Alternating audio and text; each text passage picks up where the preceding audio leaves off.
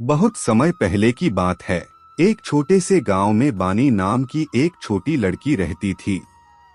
बानी का मन बहुत ही निर्मल और श्रद्धालु था। वह हर दिन मंदिर जाती, भगवान की पूजा करती और अपने माता पिता की सेवा करती। उसे भगवान के प्रति गहरा प्रेम और आस्था थी। एक दिन गांव में एक महान संत आए। संत का नाम महाराज देवदास था और उनकी ख्याति चारों ओर फैली हुई थी। लोग कहते थे कि उनके पास दिव्य शक्तियां हैं और जो भी उनसे आशीर्वाद मांगता है उसकी मनोकामनाएं पूरी होती हैं। बानी ने संत को प्रणाम किया और उनसे आशीर्वाद मांगा। महाराज देवदास ने उसे देखकर कहा, बेटी, तुम बहुत ही पवित्र और निर्मल हृदय की हो।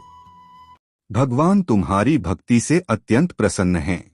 वे तुमसे मिलना चाहते हैं। यह सुनकर बानी की आंखों में आश्चर्य और खुशी का भाव आ गया। उसने संत से पूछा, महाराज, मैं भगवान से कैसे मिल सकती हूँ? संत ने मुस्कुराते हुए कहा, तुम्हें अपने मन को और भी शुद्ध और शांत करना होगा। मन में किसी के प्रति द्वेष, घमंड और अहंकार नहीं होना चाहिए। जब तुम्हारा मन पूरी तरह से शुद्ध हो जाएगा, तब भगवान खुद तुमसे मिलने आएंगे। बानी ने संत की बातों को मन में बैठा लिया और हर दिन अपने मन की शुद्धि के लिए प्रार्थना करने लगी।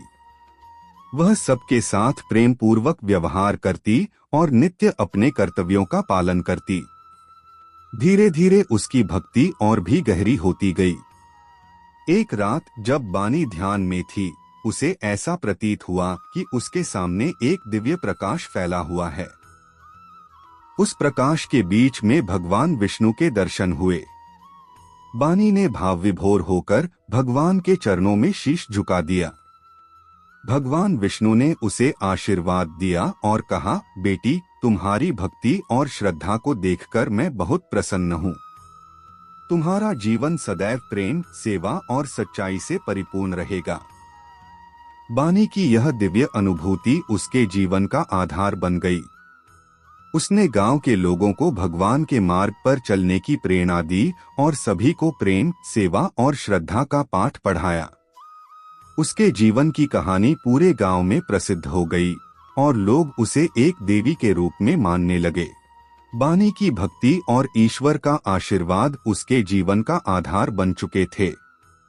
उसके साथ जो दिव्य अनुभव हुआ, वह किसी को समझा पाना मुश्किल था, लेकिन गांव के लोग बानी को बड़े आदर के साथ देखने लगे। उसके पास हर दिन लोग अपने दुख और समस्याएं लेकर आने लगे। वह सभी को प्रेम, धैर्य और भक्ति के मार्ग पर चलने की सलाह देती। एक दिन गांव में सूखा पड़ गया। खेतों में फसल सूखने लगी और लोगों के पास भोजन का संकट खड़ा हो गया।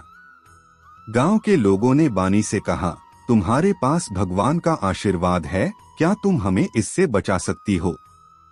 बानी ने उन्हें शांतिपूर्वक सुना और कहा, भगवान हमारे दिलों में हैं, हमें उनके ऊपर विश्वास रखना चाहिए। साथ ही हमें अपनी मेहनत भी जारी रखनी होगी। बानी ने सभी गांव वालों को संगठित किया और गांव में एक यज्ञ का आयोजन किया। यज्ञ में सभी ने मिलकर भजन गाए, प्रार्थनाएं की और भगवान से कृपा की प्रार्थना की।